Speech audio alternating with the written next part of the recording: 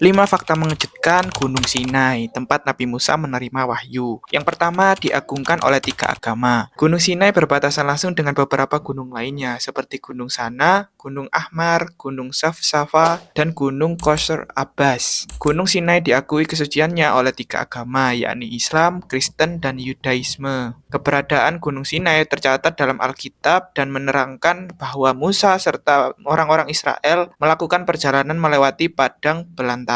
Setelah menyeberangi Laut Merah, Musa dan rombongannya kemudian tiba di sebuah tempat yang dikenal dengan Gunung Sinai. Selain itu, Alkitab juga menyampaikan bahwa Gunung Sinai adalah lokasi Musa menerima 10 perintah yang merupakan seperangkat prinsip dari Tuhan. Yang kedua, keberadaan Gunung Sinai. Diperdebatkan Gunung Sinai diketahui berada di Mesir, akan tetapi hasil penelitian terbaru yang dilakukan oleh Ryan Mauro mengungkapkan bahwa gunung ini berada di seberang Teluk Aqaba. Dalam film dokumenter yang bertajuk Finding the Mountain of Moses, The Real Mount Sinai in Saudi Arabia, Gunung Sinai disebut berada di Arab Saudi. Bahkan pihak kerajaan sudah mengetahui hal tersebut. Namun, belum ada pihak kerajaan yang mengomentari film dokumenter itu. Yang ketiga, menjadi salah satu jalur pendakian terbaik di dunia. Meskipun diagungkan oleh 3 agama, Gunung Sinai merupakan salah satu gunung dengan jalur pendakian terbaik di dunia. Hal tersebut diungkapkan oleh majalah Wanderlust hingga mendapat penghargaan tahun 2016 dari Asosiasi Penulis Perjalanan Inggris. Jalur pendakian Gunung Sinai dianggap sebagai salah satu yang terbaik karena sejarahnya yang sangat panjang. Apalagi gunung ini memiliki saksi terjadinya dialog antara Nabi Musa dengan Allah Subhanahu wa taala.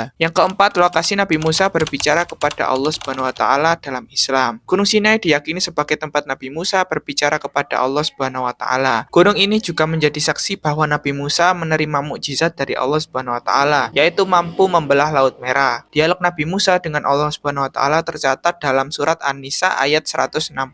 Ada beberapa rasul yang telah kami ceritakan kisah tentang mereka kepadamu sebelumnya, dan ada pula beberapa rasul lain yang tidak kami ceritakan kisah tentang mereka kepadamu. Allah telah benar-benar berbicara kepada Musa secara langsung. Islam menganggap Nabi Musa adalah ulul azmi dan memiliki gelar kalimullah atau orang yang diajak bicara langsung oleh Allah Subhanahu wa taala. Yang kelima, Gunung Sinai disebut dalam Al-Qur'an. Gunung Sinai rupanya tertera dalam Al-Qur'an. Contohnya ada pada surat At-Tin ayat 2 yang berbunyi watu risinin, yang artinya demi Gunung Sinai. Tafsir dari ayat tersebut adalah Allah bersumpah dengan Gunung Sinai yang juga menjadi tempat Nabi Musa menerima wahyu melalui kitab Taurat. Keberadaan gunung tersebut juga tercantum dalam Al-A'raf ayat 143. Dan ketika Musa datang untuk munajat pada waktu yang telah kami tentukan, dan Tuhan telah berfirman langsung kepadanya. Musa berkata, "Ya Tuhanku, tampakkanlah dirimu kepadaku agar aku dapat melihat engkau." Allah berfirman, "Engkau tidak akan sanggup melihatku, namun lihatlah gunung itu. Jika ia tetap di tempatnya sebagai sedia kala, niscaya engkau dapat melihatku." Maka ketika Tuhannya menampakkan keagungannya kepada gunung itu